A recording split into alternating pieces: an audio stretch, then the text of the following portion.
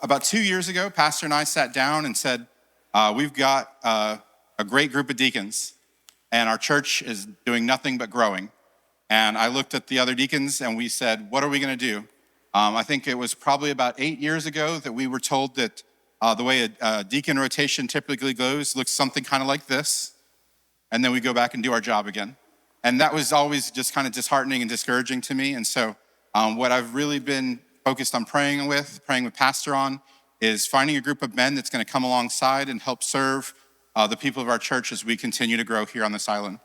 In no specific order, but I'd like to invite them up one by one. So first I'll invite Frank Everhart. Frank has been with us for quite a few years. Frank's been helped in many different facets, from ushering and greeting, fellowship, lots of different aspects of the ministry of our church. And he loves the Lord, so I'm just thankful to have you as part of us. Please have a seat. Next would be, Daniel Irwin. Daniel, we've been blessed with. They've actually not been here a long time, but Daniel's a very faithful man, very faithful father. Recent Navy chief. I'll slide over next to him. You're gonna steal my chair. And it's just been a great opportunity to see Daniel, face adversity, serve in our evangelism ministries, serve in our worship ministries. He's got a great family. I'm just so proud that despite all the military obligations that he has, that he's still been focused on serving God here at Fifth Street. So we're excited for him as well. Next would be Evans Garcon. And Evans has been a brother of mine for quite some time. Evans is one of those men that, will serve and take care of everybody, work in 5 different jobs, and take care of everyone at the same time. He's been part of our nominating committee and just serving in just a mighty way here within the church, helping make sure that the leaders that we've got have been prayed over and decided in a very intentional way, serving with Miss Bim on the nominating committee. Next would be Rick Breedlove, and Rick Breedlove has been helping with building and grounds. Rick has just jumped in 2 feet full, has a great testimony. He's been here in Key West for quite a long time. I'm thankful to have him as a brother. I know that he's got some exciting things to do here within the church, and I just look forward to handing off some of these families to him and watching these men bless them. And then last but not least is, I'll tease Steve as a son of Key West. He's probably like a 19 generation conch. I think the island was built around Steve. He loves that, and that's why he's shaking his head at me. Steve has been here for quite a long time. Steve, again, is, to me, just again, exudes deacon. One of those guys that's constantly keeping an eye on things, cares about his church, is constantly looking for ways to serve, take care of those in need. So again, and then I want to introduce, as well as our other deacons. So these are all deputy deacons about to this Sunday be ordained as deacons, but I also want to introduce you to the deacons that we have here. So I have Ed Boza here. If you don't mind standing up, Ed. Stand up, Ed. Ed Boza's been here probably longer than the building's been here. Ed's been a chairman for probably longer than I've been alive, so I'm just thankful for Ed and leadership that he's had here in the church. I also have Oscar Rodriguez here. Oscar Rodriguez leads our building and grounds, and has just got a heart for ministry, as you can see, with his family and the way that they serve here within the church. Jeffrey Matthews. Jeffrey's been here for quite a long time. He's the one that brought me into the deaconship, so I'm very thankful for Jeffrey, and his family, again, is another family that just loves the Lord and serves in every way they possibly can. And then the one man that we don't have here tonight is Bruce Weingarten. Bruce unfortunately had to travel, but he'll be back next month. So with that, let's get started. So with the process of deacons, we spent, like I said, about 2 years praying for the right men. We've been, analyzing, kind of looking, talking, seeing how the men in our church serve, and these are the 5 that really stood out to us. After we kind of sat down with them and said, we feel like there's a calling that's on your life that we see in the way that you conduct yourself within the church and the way that you serve. We would love for you to come alongside us. And that gave us an opportunity to just watch them a little more intentionally. We've spent some time going through a course called Deacon on Purpose. So it gives them an opportunity to understand truly what deacons do and the difference between a deacon, an elder, and a pastor. And these men, I think, understand that very well. I think they exude the qualities of a deacon separate of anything that you would see from just a regular man that's here in the church. So I'm very proud to introduce you to these guys tonight and let them share their testimony. It's been just a great last 5-6 months that we've kind of been going through this course, but it's just been a great opportunity to get to know them each better. We've had an opportunity to serve with pastor and learn with pastor, as well as with the pastoral residents. So I'm glad to see them here as well. And I think one of them was here and vanished on me. Where's Isaac? Isaac vanished on me. Okay. But with that, it's been an exciting time to see the church growing, not just in numbers and size, but in seeing families being, maybe a wife was attending, but the husband was the believer, or vice versa, and seeing families get restored and built up. So with that, I'm excited that we have a group of men here that are ready to support those families, support the membership of our church, and make sure that we continue to grow in Christ. With that, I'm going to turn it over to Frank. You ready to go first? Frank, I'm going to give you that microphone right there and let you stand up there. And what we're going to do is just let each one of them share their testimony of how they came to Christ, how they're looking to serve here at the church through their deacon ministry, and then at the end we'll open it up to a few questions and answers as we have time to, and then we'll end at about 7 o'clock. That sound good? All set? Okay, thank you, Will. Again, for those who don't know me, my name is Frank Everhart. I actually was born in Chicago, raised in Memphis, Tennessee. I was the son of an entertainer. He was Southern Baptist as well. My father would take me to church as a child. I was actually baptized when I was about 9, 10 years old. And to be honest, I was speaking with Pastor the other evening about how back then I didn't actually really understand what was happening. It was more of a, although it is symbolic, that being saved part really wasn't something that I grasped and understood till much later. I came to Key West, my first year here was in 97. And as an entertainer, run a late show in town there, entertainment-wise being a comedy magic bar. I would also go out to Mallory Square where I met Bible Bill Welzine. And Bill had his easel up there and it looked all these foreign objects and it slowly made words and it became a lesson. So I had seen Bill and I saw him up at Keys Chapel. Then I discovered Fifth Street Baptist Church and some people from way back there in my early days here.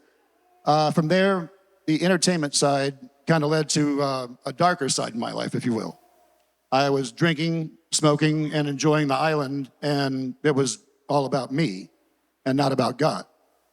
I was one of those, if somebody asked, yes, I'm a Christian, of course, I'd say, yes, sure, yeah, Christian all day long. In reality, I was just saying it in name only. I wasn't acting it.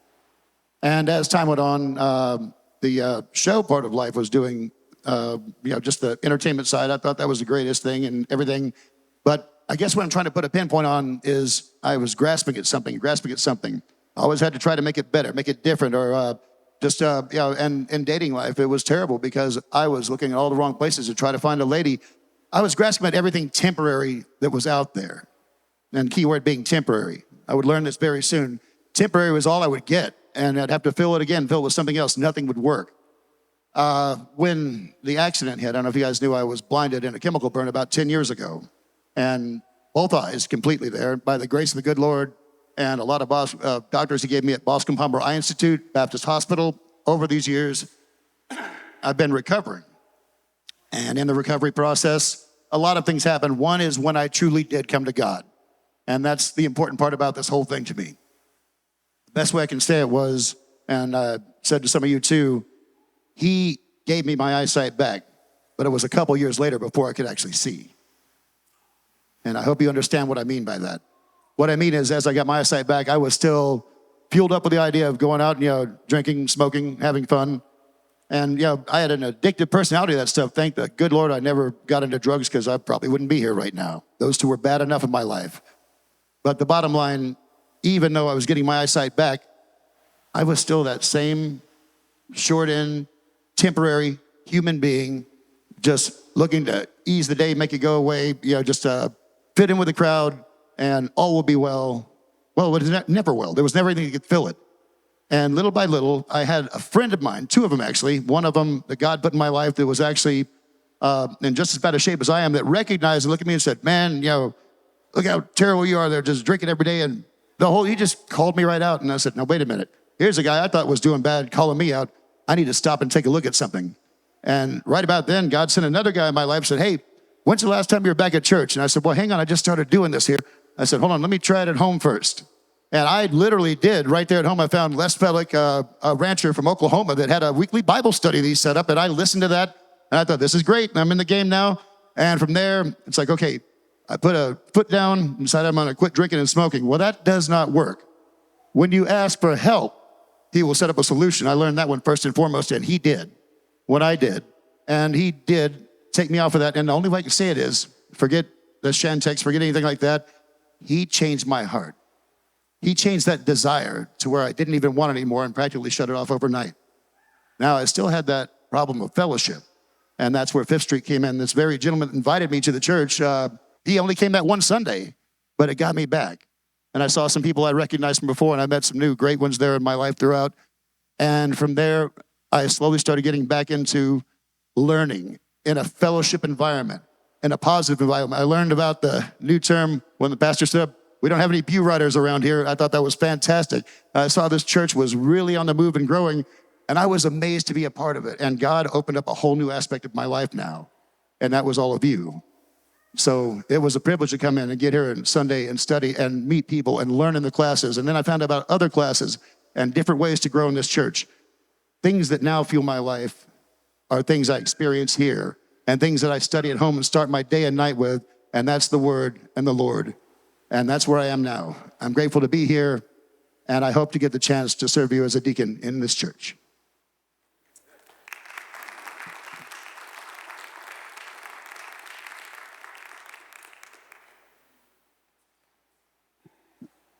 Hear me?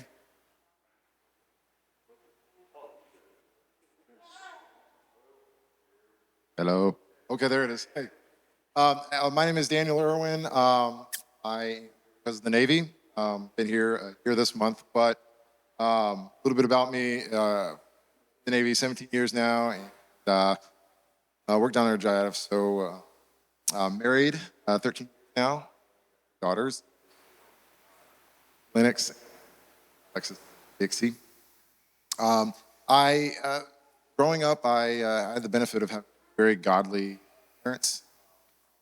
Grew up in the church. It was said at our meeting last Sunday night that I'd go and, that the person talking had been going to church 9 months before they were born. And I also say that. That's kind of my circumstance. I'm glad to have been blessed by. So I got saved at a very young age. I was in second grade.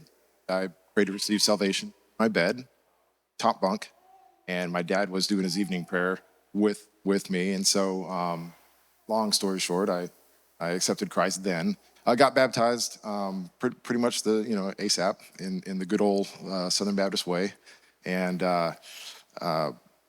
fast forward to middle school we were at a youth revival event kind of thing. And that's when I realized that I needed to take this upon myself, right? Like my salvation was certain, but I needed to purposefully live my life as a Christian. So that was like my first moment of dedication, to where I realized, like, hey, this is my faith. This is the decision I have to make in order to live that way. And then fast forward to high school, and I'm driving around, and I'm feeling pretty big about myself, and I've got a job where I'm earning my own money and buying my own gas. And there was a moment where I had I was driving by the church, and I was thinking, I could choose to go somewhere else and not go to church, or I could choose to essentially obey my parents and not be the cool kid and go to church. And that was like the second moment of okay, I'm stepping into adulthood and making Christianity, being a follower of Jesus, a real part of my life, right? So I joined the Navy at 20, and that brings me to today. I would say that one of the hangups I've had about getting saved so early has been, like, I don't have this really great narration about, like, I was doing this my own thing and my life was changed and but I will say that there was an old gray-haired lady, a saint in the church I grew up in, called Ida Faye Powell, and she put it this way. I think it was one of these GA things they do where they give them crowns or whatever the ladies do. And she said, I believe in saving them early and saving them from the heartache of life. And so that really, I like to say that because I've met other people who are quietly saying the same thing. I got saved when I was little, and I don't have this big, fancy book-worthy testimony, and that's a good thing, right? Because you're blessed by your salvation early on in life. So that would and I would say that segues into what I would say characterizes my and my family's faith, is the steady, kind of a drumbeat, steady presence, the solid foundation of the hope of salvation in our lives. It's I would say God is dependable. He is reliable. He keeps his promises, right? And I would say, like, if God says he's going to do it, you can bank on it and you can move forward trusting in that, right? So that's me in a nutshell. That's it.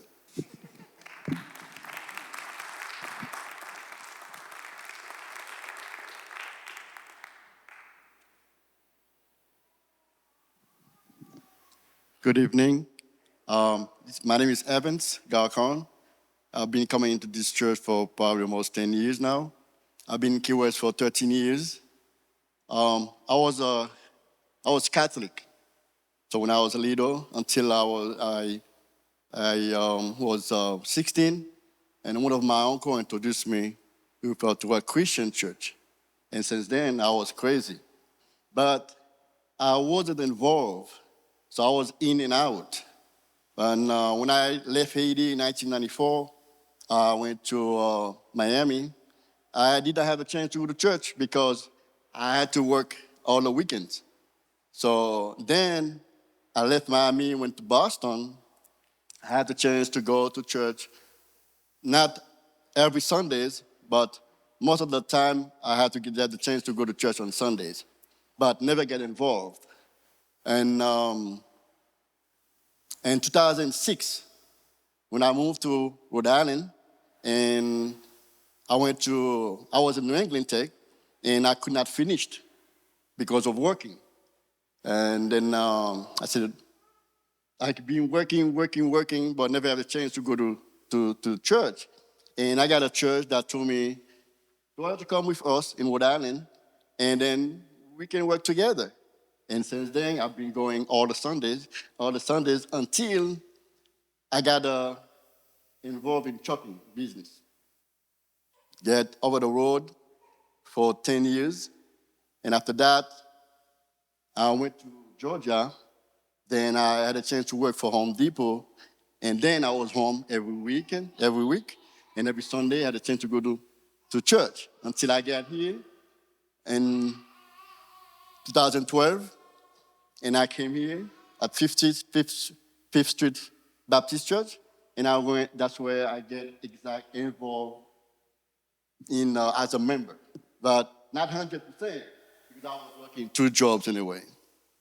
But I decided to become a deacon because I want to go further than that. I've been working for myself, and I got blessed. And now I want to work for the Lord. And this is where.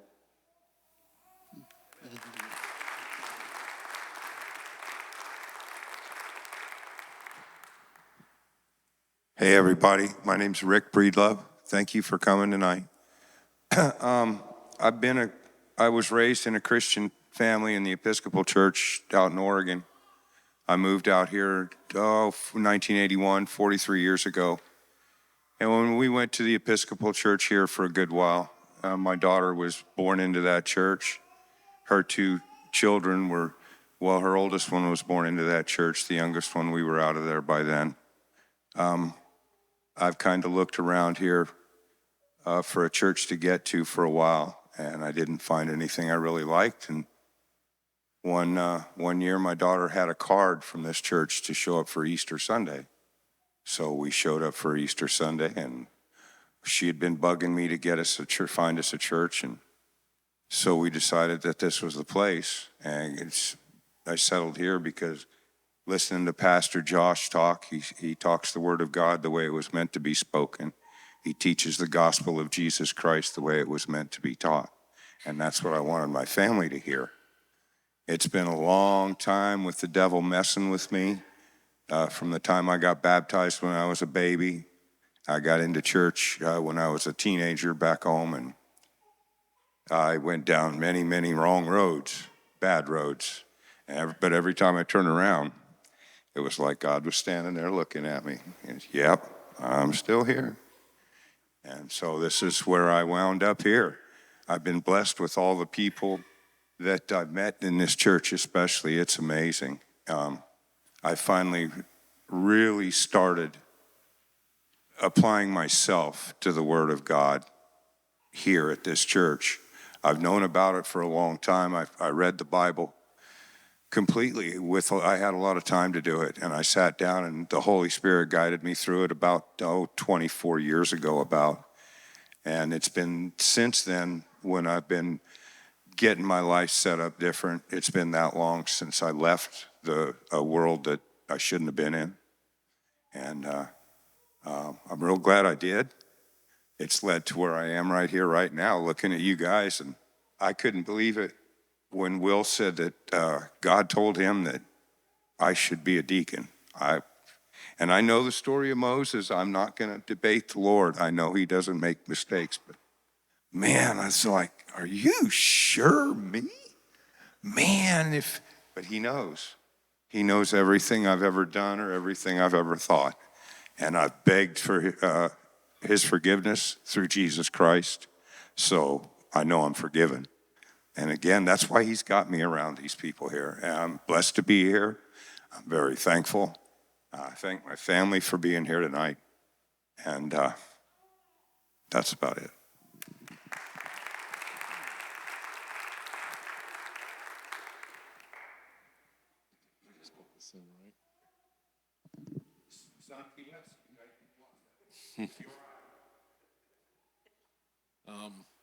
Thanks for everybody coming tonight and hearing us ramble on up here. It really means a lot for us, for you guys to come. I want to introduce my family. My wife, Rochelle's over there. My son, Darren. My daughter, Lauren, is somewhere. Jordan, Darren's wife, is somewhere. Tommy's over there supporting me. And Bob and Kim showed up to help support me, so thanks for coming out tonight. Basically, I'm a Key West conch. I was born and raised here. I had no religious background. I grew up in Stock Island, and if there's anything that jumped out at me about religion, it usually was a Cuban neighborhood, and there would be statues of saints, and I remember like there'd be little whiskey glasses or even little cigars for the saints, whatever that meant. You hear mentions of voodoo and don't touch dead chickens in the mangroves or something like that. In some of the households, there'd be candles you'd buy from Fausto's with some of the saints on it. But nowhere in my family did anybody talk about religion. We talked about Easter bunnies at Easter. I don't remember anybody in my family ever going to church, so it was never on my radar. So, in high school, I was a normal kid, just doing normal things, getting into trouble here and there a little bit. My senior year in high school, I met Rochelle, and I just knew I wanted to be better than my friends. I knew my friends were on the wrong path, but I hung out with them, so you kind of dabble in, doing that, but I want to be better than them. So, I knew she was the one for me, so immediately we started thinking about, growing our family, and so that kind of sparked me wanting to do the right thing. So we decided to move to Tallahassee for a couple years. But again, I had a spark to do the right thing, but what is that? What does that mean? I don't have any roadmap. So we move, we do that for a couple years and we come back, and it had its ups and downs. And at our age with the kids, I knew I wanted to be a good dad, different than the dad that I had, but also we're at the age group, we're going downtown with our friends and we're doing that. So that doesn't work out, so we had our ups and downs and fights and all that. So we ended up moving.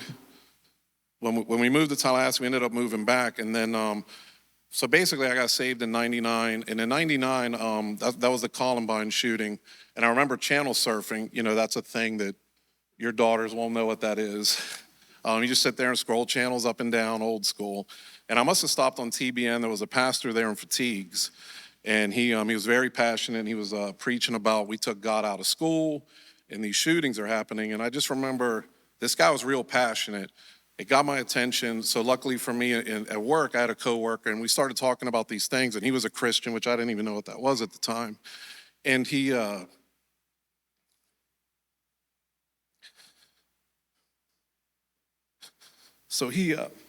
just basically told me about God, and I still didn't know what that meant, so I just said, let's go to church. It's the right thing to do. I didn't know it was a God thing to do. Let's just go to church. I still want to be this good guy. I want to be better than everybody. So we ended up here. I think my wife picked, Fifth Street. I didn't know anything about the church.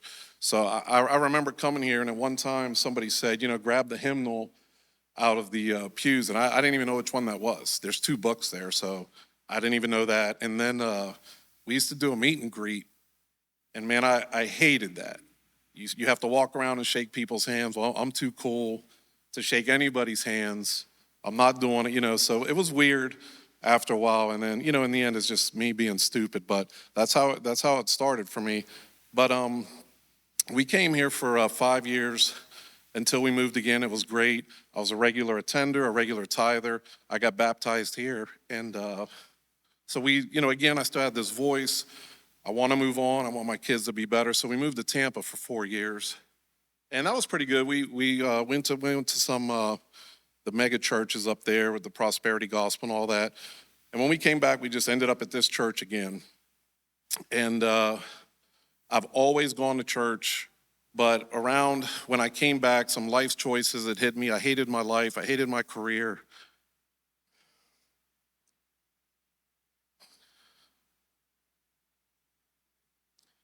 I just, I had some anger problems. They weren't terrible, but just enough that, it wears on me now.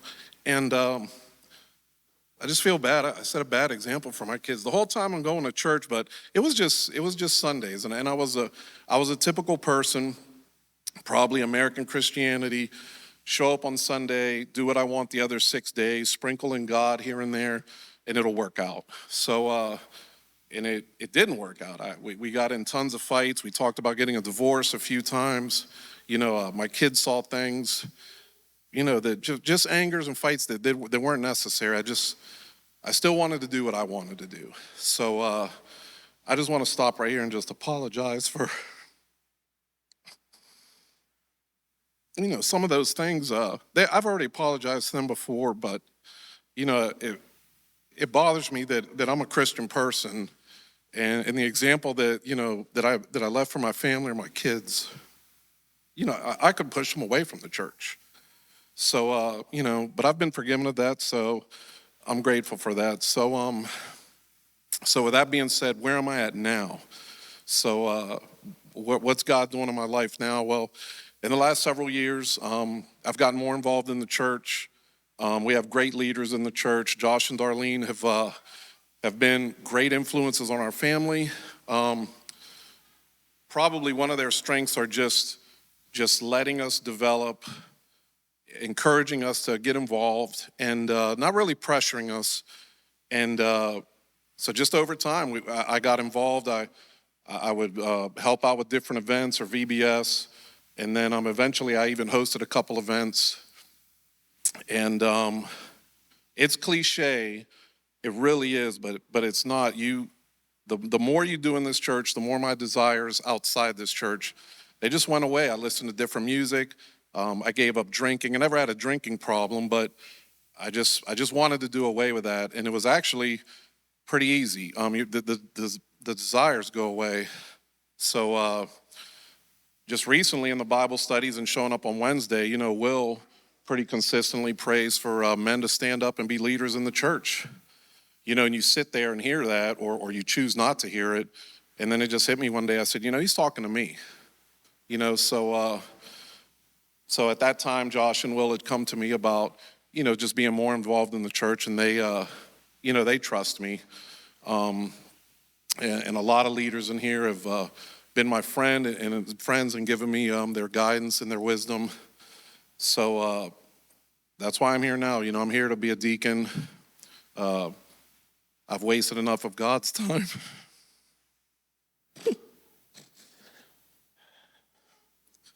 I just want more of God's purpose in my life. I want to know what that is. I want to help this church be a light in this community, and I just feel God's with me, and it's my turn to do something and stop wasting time. That's it.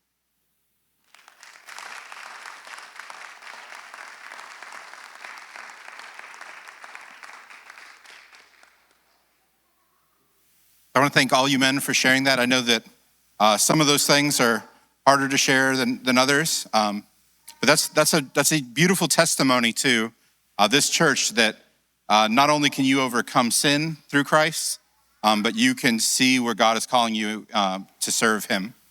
So with that, I want to turn it over to you guys. I want to give you guys an opportunity to come up, and if I've got to pass the microphone around, because you're a little intimidated, come stand up in the front.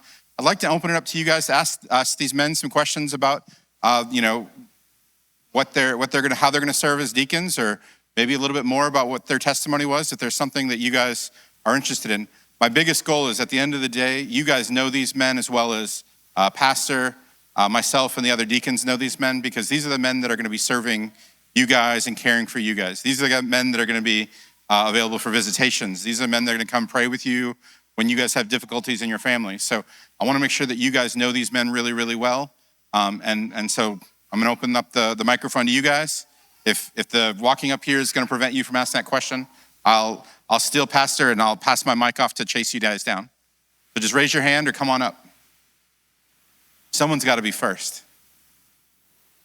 Oh. Your hand? I am. I'm going to break the ice. So if you want to ask a question, start making your way up here. And you can sit in this front seat right here. And then when I'm done, ask your question. One of the things that I love about the deacons here, the existing or current deacons at Fifth Street, is the way that our deacons, as I've said before, act like shock absorbers for the pastor so that we can focus on prayer and preaching and teaching the Word of God. I'd like each of you just to tell the congregation what's one thing that a deacon would do to serve in the church.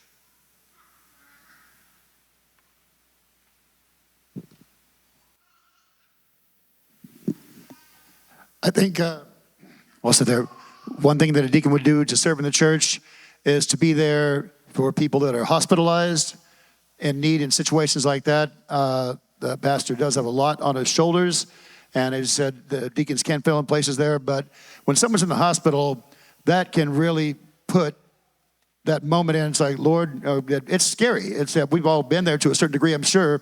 That's a very, very difficult time for an individual. That's where you start to look at a lot of things, especially your faith. And if somebody is not strong in their faith, especially, that's when they need someone. So I think a deacon would serve valuable being there for people in the hospital.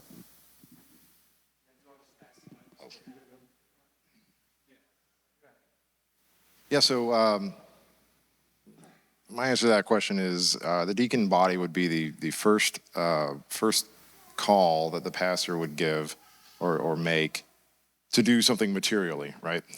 Pastor is supposed to be studying, supposed to be preparing sermons and praying with and tending to the flock. He's not supposed to be mending the fence and preparing the food trough and all this stuff for the flock, right? I think the Bible's pretty clear that the deacons are there in order to support the pastor doing the pastor's job. And the deacon body, and it's broadly answered, right? Materially, whatever we're supposed to be asked to do. But I mean, that's if there is a thing that needs to be fixed, deacon body. If there is, like the pastor should never be unclogging a toilet, right? That's the analogy we used before. The pastor shouldn't be taking out trash. The pastor shouldn't be doing anything other than tending to the spiritual and emotional needs of the people of the church. As a deacon, I should be able to help all the members in the church in case something going on. I should be able to be a security guard for the church, a policeman for the church, and for the pastor also, and pray for everybody every day. Pardon me. Since I've been here, one of the things I've gotten into, it's been part of my career, is maintenance, grounds and building. I've always done a little bit here and there. And I think upholding stuff like that with the building and then with some of the congregation if they need help as well. I think that's very important for a deacon. And one of the things for me, we talked about this briefly in our deacon study class. Will asked, we'd been brought up, the subject of widows and orphans had been brought up, and Will asked why we should look out for them, and my answer was, well, God gave us a mandate to do that. And I believe that is one of the highest priorities for any good Christian church, are widows and orphans. So that's something that I like to think about and pay attention to. Yeah, basically the other guys up here have touched on that. This is an actual structure with a lot of problems. There's many things we can do to take care of that. But more importantly, we have 200 members, more or less. You know, we have a lot of families, and for the church to grow, even at these numbers, Josh can't give personal attention to everybody all the time. So probably more importantly, it's for us to stand in that gap and give the give the help that's needed immediately. Josh can step in whenever he wants, but him trusting in us to be that first step, to be that first phone call, is really probably our most important job. And it's just to be there for the families. And then after that, it's all the other usual stuff, the garbage and this and that, and he's got a job to do. Josh definitely doesn't mind smelling like his sheep, and we all appreciate that, but doesn't mean he has to do it all the time. So that's kind of my take on it. Who else has got a question? Oh. Gentlemen, thank you so much for your testimonies. Beautiful testimonies. We appreciate it. Just wanted to see if you wanted to share with the church some of the things you guys have been doing to prepare, for today and, for ordination soon. Yeah, so basically, the church or Will in particular has been praying about this. And I guess behind the scenes, they have probably been talking to different people. So for me personally, they sat down with me. I think we went to lunch or something and had mentioned it and told me to kick it around. And then at some point, they had pieced this together that we have a group and let's move forward with it. So it started off basically pretty informal. Just show up to the meetings, see if this is something you want to do. So we've met several times. We've had some literature we've read and gone over to talk about what the expectations are and how serious this should be, and it's a big deal. And at any time we could have backed out. So we've just been doing that, and basically with Will's the deacon chair and his leadership in that, and meeting under Josh. That's what we've been doing. And if we've had any questions, they've answered them. And also the expectations are, we're new at this, so I'll probably speak for all of us. We're all humble enough to know we're willing to take on some of this, but Will's yes is always on the table. And if we have questions, what we need to do, we can go somewhere with Jeffrey and try to do those things so that we can learn. We're going to take our bruises early on, but all of us have a heart here to do the right thing. What have I been doing to prepare for this? A lot of praying, lots of praying. I want, in our Bible study, we're going through how to be holier and how to strive to be as holy as the Lord and Jesus Christ. Well, if I'm going to be a deacon, I'm going to be called upon to represent our church and the word of our pastor. Pardon me. So I've been trying to pay a lot more attention to Scripture, so I know what to tell people when they ask me for guidance, or I know where to direct them properly. And I've talked with a couple other people. And I was brought up in an environment where my mom was a single parent and I was the only child. But we did a lot and we were very poor, but we did a lot for other people anyway, all the time. I can remember from the time I was a little kid, Mom would, in the holidays especially, we would make, if we canned goods, we made bread and stuff like that. That was a big deal from country out in Oregon. And we would put boxes on people's porch and ring the doorbell and just leave, And I was brought up doing that kind of stuff to help other people, and I watched the adults around me, even back then, out in the country, when somebody that can't help themselves has a bad event, something happened, everybody gets together and helps them. So I saw that as a young kid, and that's what I see myself doing, that kind of attitude and that kind of thing in the church as a deacon. So I've been praying about all that and trying to pay attention in my own mind, set myself up for taking over this, this responsibility. I have been reading and praying about it. And my biggest problem is my accent. And sometimes I was asking myself if I have to be in or out until now. And I see myself sitting right here and now waiting for myself to be a deacon. But sometimes I feel like pulling myself out. But I pray a lot, and I talk to my wife a lot. I'm sorry that my wife is not here today. But I'm going to continue to pray to be a better person and to be able to do my job as a deacon. And I'm going to keep praying. So what have I been preparing to do? What I've been doing to prepare for this moment. Recently, since being deputized, of course, there's been a focus, attention on this path could probably lead to being a full-on deacon, being ordained.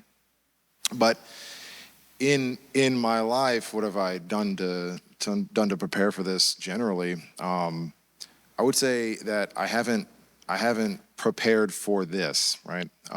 What I've tried to do is follow Christ, lead my family correctly, and in all my ways acknowledge him, right? To put it that way. I say it that way because there was a time where I thought like, well, what am I doing wrong to where I am not a deacon yet? As if that is a mark of how good of a Christian you are. It's misguided.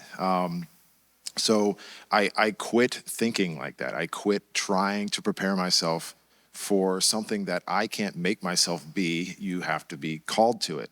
It is a task that's given to you by God, not something I take or achieve or some status I get, right? I get all my kids saved and now I can be a deacon, right? It's so I would say very recently, moving in that direction purposefully with the studying, with the meeting, with the sitting co-pilot to a deacon. Oscar, where you at? But generally in life, I would say I have not prepared myself to be a deacon, or at the very worst, I've stopped trying to go in that direction on my own without being called. Back in school days, I had a physics teacher named Ben Coco, I'll never forget. He said, you go home and study what I show you every day and go out and see a movie the night before the test. And I like to study every day. I don't know about you guys, but getting in the Word is exciting to me. And the more I study, the more I realize how little I know and I need to know. Now, Rick, you and Steve are both right down there in the fact that we're going to have to be there for people. And I was scared of this at first because of that factor. I said, Lord, do I know enough to be able to be there for somebody? And that next Sunday, he put a Muslim lady came in that needed help and right down there, and he answered that question for me in about 2 seconds. So I pledge you that I'll continue to pray and study and learn so I can be there for anyone in this church or anyone that comes to this church that needs us. Any one of us is a deacon. I know this is their Q&A, but I also want to point out something that I observed. What I've really seen with these 5 men since we asked them to be deputies is their yes has been on the table, whether they realize they put it on the table or not. I see these men go up to new families in the church and invite them, help them find where they need to go. I see these men, like tonight, go and get the carpet and put out the wet sign and make sure that people don't fall. I see these men checking in on pastor to make sure that if there's something that is going to take him away from his responsibilities. I mean, these men just have jumped in like they were built for this job. So I really appreciate you asking that question, Chris. But what I've seen the most about these men is not with just words, but with actions. Their yes has been on the table. Miss Gwen? And I'm gonna apologize to you 5 men now. We got deacon wives coming up, so you're gonna get some really hard questions. These These are godly women that are not going to let you guys skate by. Just like I'm sure your wives don't either. I have two questions. First, I'm asking each of you, are you faithful? Are you able to take responsibility for things and get them done in a timely fashion? How much of a procrastinator are you? At the end of the day, I do like the fact of faithful, and I can say, yes, I was a procrastinator big time in my day. I can't deny that one bit, but my passion for the word, the study of it, has just opened up new doors for me. So over the last 3-4 years, that has increased a great deal. No way perfect by any means there, but I am faithful to that, yes. I can be my own worst enemy. I've got a lot of things vying for my attention, and I generally approach things as what's the closest shark to the boat. As far as like what's gonna end this right now, I need to take care of that. But I would say my wife is a good a check on that, you know, because she hears all of my thoughts to a bewildering degree, and I would say that I am I can be lazy, but with my wife's help, that I prioritize correctly. I always trying to be faithful on everything I'm doing, especially everything I'm trying to do for the Lord. And the person that I will tell everybody who I am is not here tonight. But I'm ready to work. I'm ready to do anything, everything the Lord asked me to do for the church and with anybody in Key West, any neighbor, so anybody, I'm ready. And every time I'm trying to do something, I try to do it 100%. Even though I don't make it 100%, but I always try 100%. Yes, ma'am. I do consider myself faithful, but I'm very analytical and critical of myself. So I see myself when I'm not as faithful as I need to be sometimes. When I'm not, I always pray and ask the Lord for the faith that I need through him, along with his wisdom. My job, by nature, I have to be on top of my duties. I can't really procrastinate there, although, I got to be honest. You'd know I was lying if I didn't say I don't procrastinate. It happens sometimes, but not often. And my daughter would probably tell you that, I ask Dad to do things sometimes, and it doesn't always get done right away. But when something's in my face or something very important, and usually something for someone else, if it's important to them, I'm usually right on it. Yes, ma'am. So I consider myself faithful. I'm not where I want to be. I've committed to learning more, praying more, reading more. And as far as being a procrastinator or organized, I'm not a procrastinator. That's actually, one of my strengths. A negative in any of this is we all work full-time jobs. So we have that to contend with. The cost of living in Key West is outrageous, like everybody knows. But with that, with Will's leadership and the other deacons here, we don't have to do it all by ourselves. So we're a team. We have group text. Everybody's involved in the text. We'll have deacons, stand in for other people. So my whole thing is it's going to be a priority. But if I can't get to it, we have faith in all of us that somebody will get to it.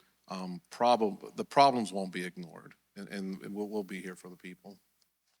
Okay, the second question I have you read our church constitution? Do you have any questions about the way our church functions?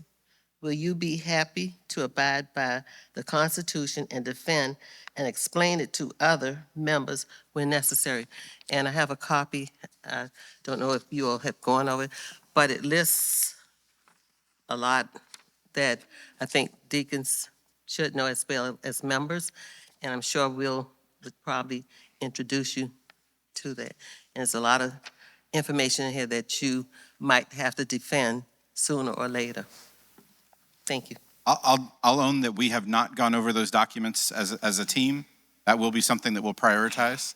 Our biggest focus has really just been the responsibilities of the deacons. So as we progress, we'll continue to grow in that. Ms. Berlanga. All right, Mrs. Berlanga. Thank you. Thank you for that. Yes, I am now Mrs. Berlanga after 25 years. So it's official now. Everyone was here. Everybody saw it. Oh, that's right. Ms. Gwen, I thought that was a great question, and that's kind of the way that I was thinking as well. So I was going to ask you guys a question about challenges and obstacles.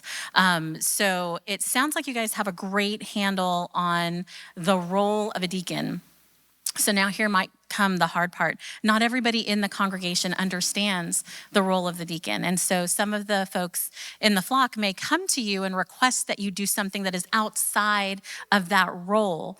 Do you guys have a plan, or have you considered a situation where someone may ask you to do something that is outside your role, and it may feel like, oh, this person needs help, and they want you to do something, and it might feel like you're going to make them feel better to do something that is outside of your role. But do you have a plan for that particular scenario? Like Gwen said, do you understand the role? Can you defend it? Can you explain what it is you do? So if someone has that scenario, you can guide them and coach them. Do you guys have people that you can talk to so that you guys know what the role is? You guys can lean on each other. A lot of words to say. If there's a challenging situation, a challenging church member, how would you handle that? Well, first and foremost, I won't ignore it. We have different people that we can call upon. Will's yes is always on the table, but also we'll be assigned, I'll be assigned to somebody. So if I'm working with Bruce, that'll be, who I would go to first. And then from there, I'll just look for his wisdom. With my age and different jobs I've had in the past, I kind of have a general idea of, what expectations are, and kind of the whole don't be the highest ranking person with a secret kind of thing. I'm humble enough to ask for help, and I don't see any issue with getting help on anything. There'll be more than enough documentation or anything we need to learn to get the people the answers they need and the help they need. I would probably just second that. I grew up reading a lot, right? And so I had a World Book encyclopedias, Childcraft, all that. We have a congregation that's like a bunch of a library of encyclopedias. We can go to each other. We can go to Will. I can go to Chris. I could go to Oscar. I could go to Isaac, Bruce. There's all kinds of people I can go to here. I'm real good friends with my daughter. If it was that kind of a situation, I could call her and we can talk, and she'll give me good advice too. I wouldn't hesitate. And like if it was something, somebody needed help with something with plumbing or carpentry or something, or electrical that I didn't know about for sure. And just like my grandson, I was going to say like his son, but your son as well. My grandson is also an electrician.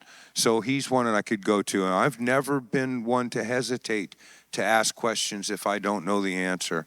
So like I said, we really have a library full of encyclopedias that we can all go to. And the first place I would go to would be to the fellow deacons, first. I know that I have a lot to learn, but by practicing, I will learn a lot. So, and I had a few people around here that can help me.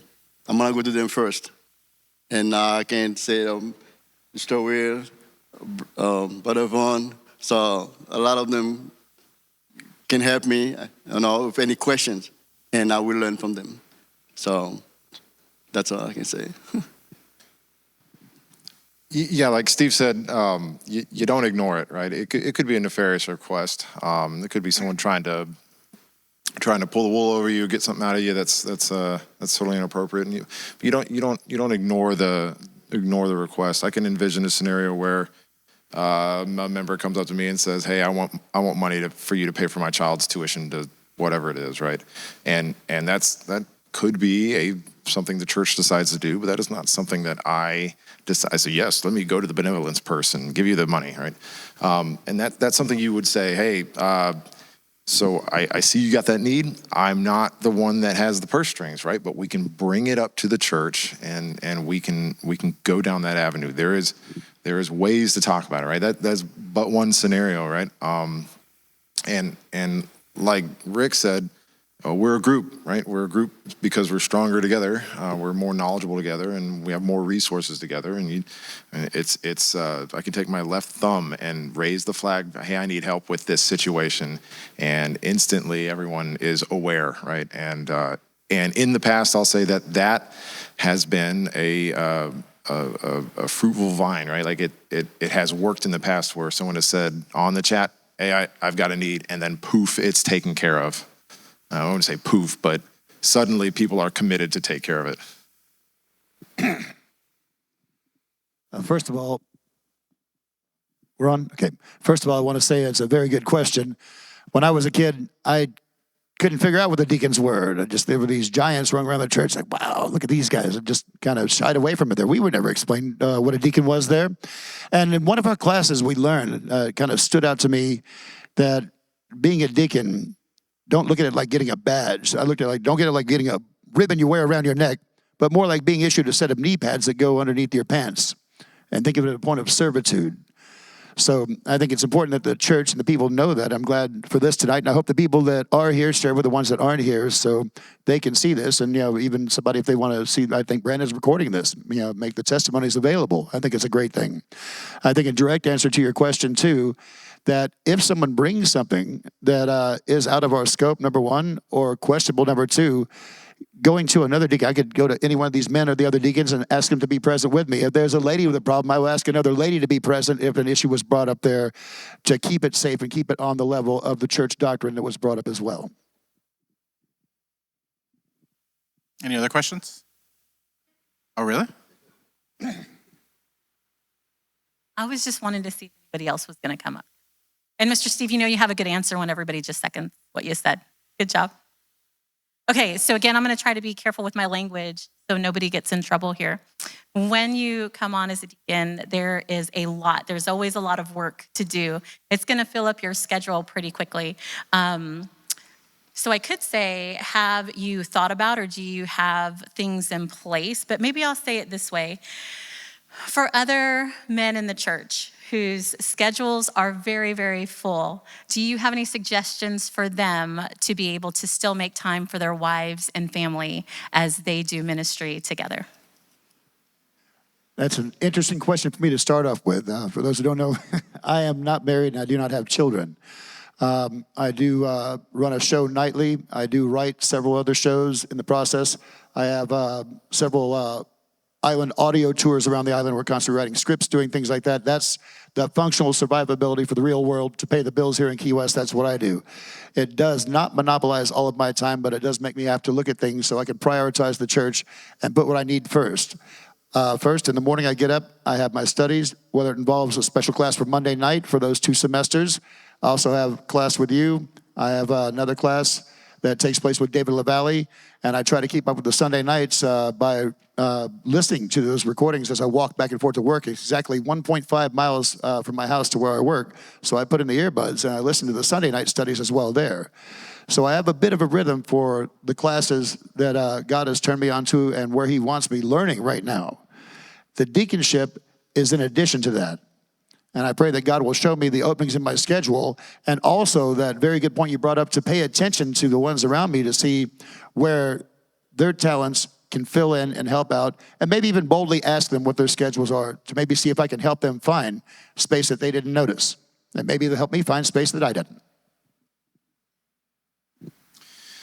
So what it sounds like you're asking is, how do we protect each other from getting burnt out?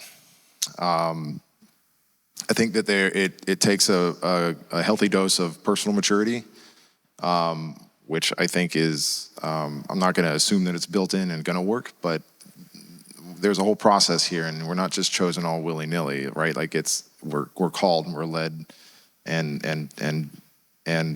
tested in these ways. So I think that it's more built in for the deacon to have that inward-looking maturity. But it's not perfect, right? As much as or more than we need to be paying attention to our own fuel gauge when we're getting empty, we need to be looking out for each other. having those conversations. How are you? And, really talking, not just getting together and saying, "Oh, how are you, brother? I'm fine. Yes, I'm fine too. We're all fine here." It needs to be deeper, right? It needs to be a group paying attention to the members of the group in a way where we're not just saying, "Oh, you got a haircut." No, it's hey man, you look a little haggard. And it's what's up, and the next step being willing to say, "Hey, so why don't you sit this Saturday out and just sleep in? We can do maintenance on the church without you this time," that kind of thing. I don't have the right answer, but I will leave it for the rest of the future deacons. So because I'm learning, so. I pray to God to guide me. I pray to the Holy Spirit to let me know what I need to prioritize. I'm single, and I don't even have a cat at home anymore. So I do have a job where I'm not free to do as I please. I am actually on call 24/7, 365. And I do have to answer that. I have a company phone even that I'm supposed to keep with me all the time, but I told them, and church and anything to do with church is a no-go. So the boss didn't say anything about that, but I'm kind of, I will rely on everybody in the deacon group, to make sure that I'm doing what I need to do, to be a good deacon to the congregation and the people here and to take the weight off the pastor's shoulders. But also, if I do get tired or burn out or can't do it, I'll look to other people for advice or help. Absolutely. But it's part of, I realized that one of the questions earlier I answered that I had been praying about it, but I knew that taking this responsibility was going to mean time. I've mentioned this also this evening. I grew up in a household and around people where we took time to do things for other people. And you give up part of your life to do that sometimes, but that's just what we do. Especially for church, that's not an issue. If I look at it like we're helping our congregation while we're serving the Lord, so it's all good. Yeah, so Daniel touched on that, just kind of looking out for each other to see how we're really doing. But in addition to that, Rick just said that this is a serious, obligation. I'm friends with a lot of people in this church. I know how much Will is here. I know how much Jeffrey's here. And to be honest, those are the things that had scared me in the beginning when we were having the meetings. They're here a lot, which means I'll be here a lot. So it's going to be a balance. It's going to be a yin and yang, just trying to figure out what the priorities are and what I can say yes to. And there's going to be times I say no to those things. We're all up here because it's simple math. Some of the deacons are getting older and the church is growing. So we're here because it's math. If we want a lighter workload, we need more deacons. We need more leaders. Josh could probably quote something that 90% of the church load is done by 10% of the people, kind of thing. So Will's addressed that in praying for deacons, and we're filling that gap. But yeah, the more deacons we have, the more leaders we have, would be less stress on us, which in turn is less stress on Josh. Anybody else? We can bring a mic to you if you got a question. And you guys, yes. Thank you, Ms. Starling. Well, I don't have a question. I'm going to pull the pastor wife hat on this one time. I don't think I've done this very often. I don't have a question. I have some encouragement. Well, I do wear the hat often, but I don't often use it. On behalf of the future pastor wife, I'm encouraged that you guys are stepping up to be helping her husband. I've watched our deacons do an amazing job, and there is a very high percentage of pastor kids that don't remain in the faith. And a lot of times it's directly related to a deacon of why they are not in their faith because of a conflict between a deacon and their dad, who is a pastor. And I am very thankful to say in the last 6.5 years that our deacons are the reason my kids are so faithful. And as I look at you guys coming on, it makes me so sad. It's like one of the hardest services I've had to be in since we announced that we're moving. I mean, I think they're just gonna keep getting harder and harder, but we don't often get to see the fruits of our labor. And here I am watching all of you, and I'm just so honored that we are going to be leaving a deacon staff this healthy and this amazing.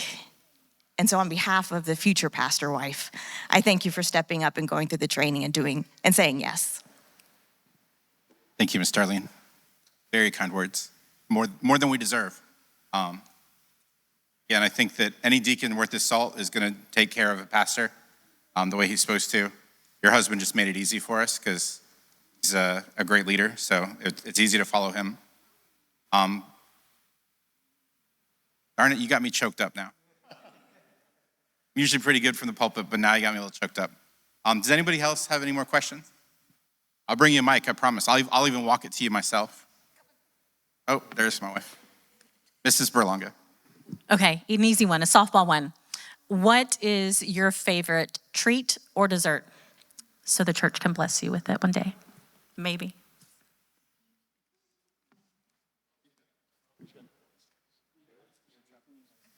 Have you heard of Jersey Mike's? I'll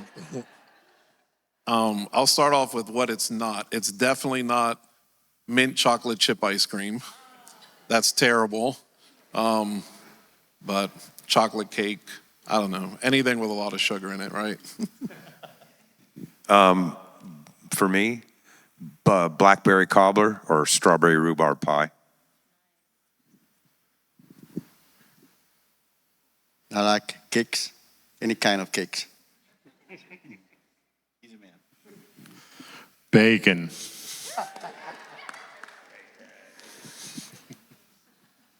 Turtle cheesecake. So I'm gonna give one last chance that anyone has any questions. If not, I'm gonna close this in prayer and just thank you guys. I really do appreciate it. I know that it's easy on a Wednesday night, even without a hurricane potentially passing by, to stay home and skip something like this. These men, I'm excited for what they're gonna do. I know that Jeffrey, Oscar, Ed, Bruce, myself are just so relieved to see our body grow, to make sure that this church is still cared for the way that it deserves to be cared for. So this Sunday night at 6 p.m., we'll be doing their ordination.